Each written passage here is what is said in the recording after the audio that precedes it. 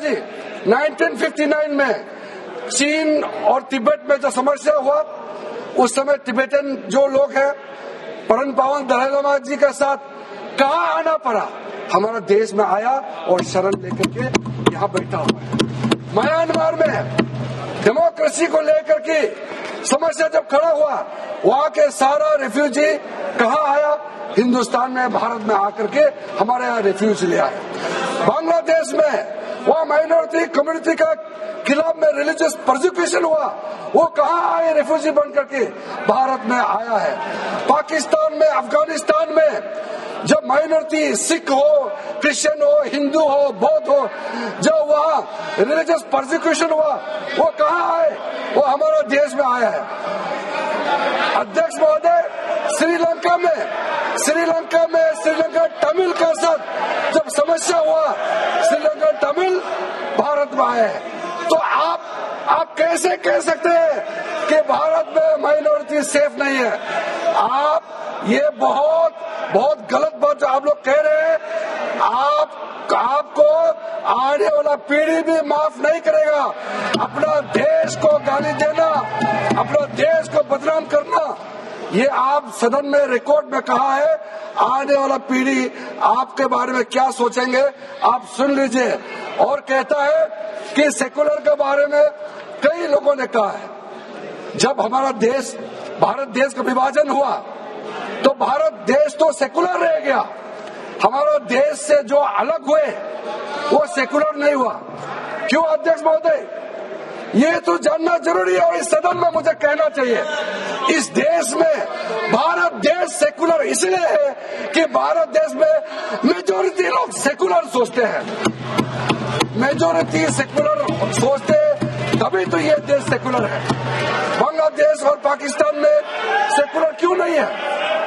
किसके वजह से सेकुलर है? उसको कम से कम एक्नॉलेज तो करना चाहिए। इसलिए सेकुलरिज्म को लेकर के ये लोग बार बार सेकुलर कहते। अगर ये पाकिस्तान में होते, बांग्लादेश में होते, तो अपने आप को ये सेकुलर नहीं कहते। यहाँ सब फ्रीली कह सकते हैं हम सेकुलर देश में रहता है। तो इसके बावजूद भी आप इस देश को गाली देने का काम करता है। अध्यक्ष महोदय, इसमें हमारा जो माइनॉरिटी कम्युनिटीज को लेकर के जो आप लोगों ने बदनाम करने का कोशिश किया, मैं आपका जो पुराना रिकॉर्ड को मैं कहना चाहता हूँ। हमारे पूर्वोत्तर राज्यों में पंडित जवाहरलाल नेहरू जी के समय में, मैं नेहरू जी का क्रिटिसाइज नहीं कर रहा हूँ, मैं उन्होंने क्या कहा और क्या पॉलिसी अपनाया उसको मैं बोलना चाहता हूँ। पंडित जवाहरलाल नेहरू जी ने 1950s में स्ट्रिक्ट ऑर्डर पास करके कहा है कि नॉर्थ ईस्ट में क्रिश्चियन मेजोरिटी नहीं करना है, ट्राइबल लोगों को अपना तरीका से जीना देना चाहिए। आज हम क्रिश्चियन के खिलाफ हम नहीं कर रहे हैं। वो नेहरू जी ने कहा था कि tribal should be allowed to live according to their customs and traditions. ये नेहरू जी का पॉलिसी है। बाद में श्रीमती इंदिरा गांधी जी के समय में मदर तेरेसा को हमारे वहाँ नहीं आने देने के लिए प्रतिबंध किसने लगाया? इंदिरा गांधी जी ने मदर तेरेसा का एंट्री बैन किया है। और हमको आप कहते हैं कि क्रिश्चियन को अटैक करते हैं। देखिए, आप लोग, आपका इतिहास से आप भाग नहीं सकते हैं। और नेहरू जी, इंदिरा गांधी जी पूर्व प्रधानमंत्री रहे हैं, इज्जत सब करते हैं उस हिसाब से, लेकिन उनका किया वाला चीज को भी आप उससे भाग नहीं सकते हैं। अध्यक्ष महोदय जी, ये 12 बजने वाले हैं, 12 बज के पार हो गए।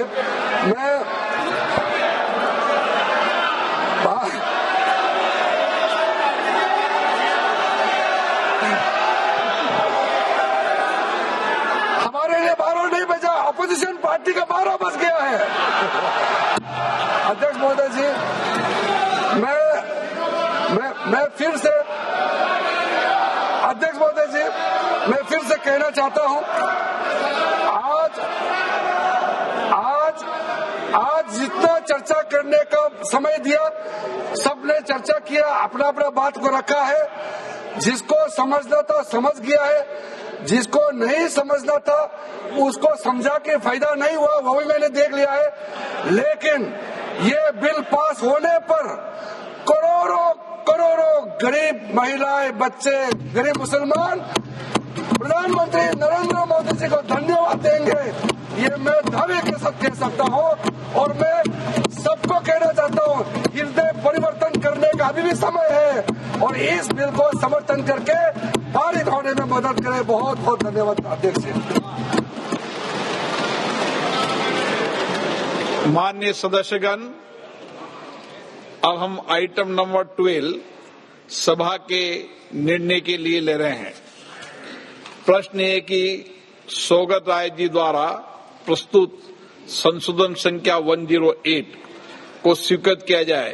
जो सदस्य इसके पक्ष में हाँ कहें, जो सदस्य विरोध में ना कहें। मेरे विचार में निर्णय ना वालों के पक्षवान, ना वालों के संशोधन स्वीकृत हुआ। प्रश्न ये कि विधेयक पर विचार किया जाए। जो सदस्य इसके पक्ष में हाँ कहें, जो सदस्य विरोध में ना कहें। देते हैं लो बी क्लियर।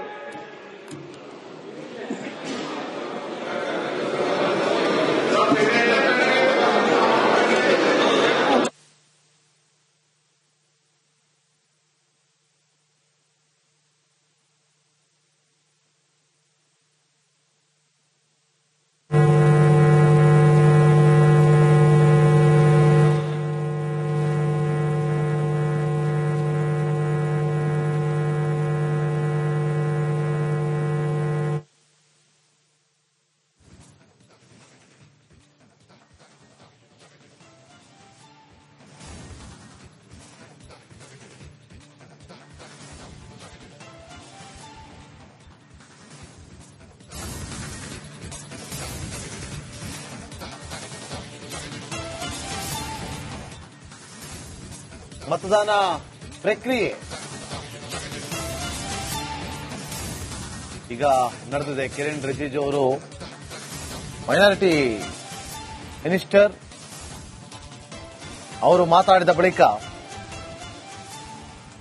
ಸ್ಪೀಕರ್ಗೆ ಮಂಡನೆ ಮಾಡಿದ್ದು ಮುಕ್ತಾಯ ಆಗಿದೆ. ಸಮಾಪ್ತಿಯನ್ನ ಮಾಡ್ತೀನಿ ಅಂತ ಹೇಳಿದ ಬಳಿಕ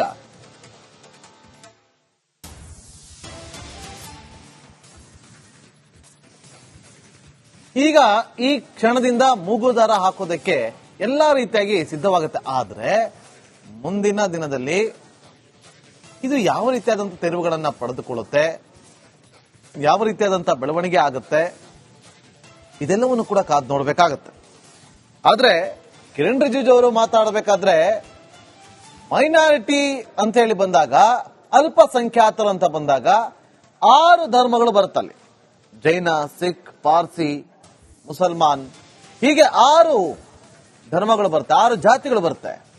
ಅದರಲ್ಲಿ ನಾನು ಕೂಡ ಪಾರ್ಸಿ ಅವನಂತ ಹೇಳೋ ಮೂಲಕ ಅವರು ಕೂಡ ಮಾತನ್ನ ಹೇಳ್ತಾರೆ. ಅಲ್ಪಸಂಖ್ಯಾತರಿಗೆ ಭಾರತದಲ್ಲಿರುವಂತಹ ರಕ್ಷಣೆ, ಭಾರತದಲ್ಲಿ ಸಿಗುವಂತಹ ರಕ್ಷಣೆ ಬೇರೆ ಯಾವುದೇ ದೇಶದಲ್ಲಾಗ್ಲಿ ಯಾವುದೇ ರಾಷ್ಟ್ರದಲ್ಲಾಗ್ಲಿ ಸಿಗೋದಿಲ್ಲ ಅಂತ ಹೇಳೋ ಮೂಲಕ ಇದು ವಕ್ಫ್ನ ವಿಚಾರವಾಗಿ, ವಕ್ಫ್ನ ಯಾವುದೇ ಗೌರ್ಮೆಂಟ್ ಅಥವಾ ನಮ್ಮ ಸರ್ಕಾರ ಇನ್ವಾಲ್ವ್ಮೆಂಟ್ ಆಗೋದಿಲ್ಲ.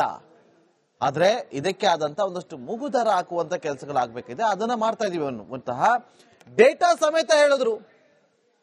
ಇವತ್ತು ವಕ್ಫ್ ಬೋರ್ಡ್ ಅಲ್ಲಿರುವಂತಹ ಆಸ್ತಿ ಎಷ್ಟು, ವಕ್ಫ್ ಬೋರ್ಡ್ ಅಲ್ಲಿರುವಂತಹ ಮದ್ರಸಾಗಳೆಷ್ಟು, ವಕ್ಫ್ ಬೋರ್ಡ್ ಅಲ್ಲಿರುವಂತಹ ಮಸೀದಿಗಳೆಷ್ಟು, ಅದರ ಜಾಗಗಳೆಷ್ಟು, ಯಾವುದಕ್ಕೆ ಅದನ್ನ ಬಳಸಿಕೊಳ್ಳಲಾಗಿದೆ, ಬಡ ಮುಸ್ಲಿಮರಿಗೆ ಎಷ್ಟು ಜಾಗವನ್ನ ಕೊಟ್ಟಿದ್ದೀರಿ, ಇದೆಲ್ಲವನ್ನು ಕೂಡ ಪ್ರಸ್ತಾಪ ಮಾಡ್ತಾ ಬಂದ್ರು. ಇವತ್ತು ಬಡ ಹೆಣ್ಣು ಮಕ್ಕಳು, ಮುಸ್ಲಿಂ ಹೆಣ್ಣು ಮಕ್ಕಳು ಇದನ್ನು ಒಪ್ಪಿಕೊಳ್ಳೋದಕ್ಕೆ ಸಿದ್ಧರಿದ್ದಾರೆ. ಇದು ಅಸಂವಿಧಾನಿಕವಾಗಿ ನಾವು ಮಾಡ್ತಾ ಇಲ್ಲ, ಸಾಂವಿಧಾನಿಕವಾಗಿ ಮಾಡ್ತಾ ಇದ್ದೀವಿ. ಎಲ್ಲಾ ವಿಚಾರವನ್ನ ಕೂಡ ಪ್ರಸ್ತಾಪ ಮಾಡೋ ಮೂಲಕ ವಕ್ಫ್ ಬಿಲ್ ಅನ್ನ ಯಾವ ಕಾರಣಕ್ಕೋಸ್ಕರ ನಾವು ತಿದ್ದುಪಡಿಯನ್ನ ಮಾಡ್ತಾ ಇದ್ದೀವಿ ಅಂತೇಳಿ ತಿಳಿಸ್ತಾರೆ. ಏನು ಜಗದಾಂಬಿಕಾ ಪಾಲ್ ಅವರು JPC chairman, joint parliamentary committee chairman, ಅವರು ಎಷ್ಟು ಸರ್ವೆಯನ್ನ ಮಾಡಿದ್ರು, ಎಷ್ಟು ಮಾಹಿತಿಗಳನ್ನ ಕಲೆಕ್ಟ್ ಮಾಡಿದ್ರು, ಎಷ್ಟು ಜನ ಮುಸ್ಲಿಮರ ಬಳಿ ಅವರು ಮಾತುಕತೆ ನಡೆಸಿದ್ರು, ಚರ್ಚೆಯನ್ನ ಮಾಡಿದ್ರು, ಎಲ್ಲವನ್ನು ಕೂಡ ಪ್ರಸ್ತಾಪ ಮಾಡ್ತಾರೆ.